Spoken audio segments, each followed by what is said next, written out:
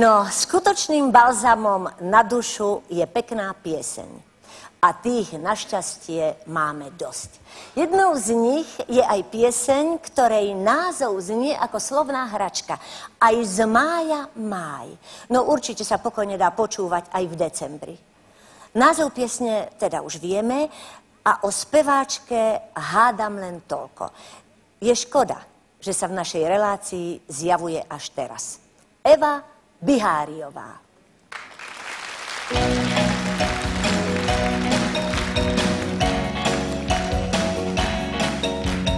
Keď mi vieš robiť prieky, tak zastav vodu rieky, sprav aj z mája máj.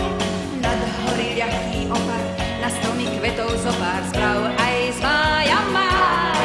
Na čistú slnečnú stránku farby snú, namaľuj bránku, modré z neba, vyhrávaj z čiernej zeme, nad hlavu mi ho zasa daj.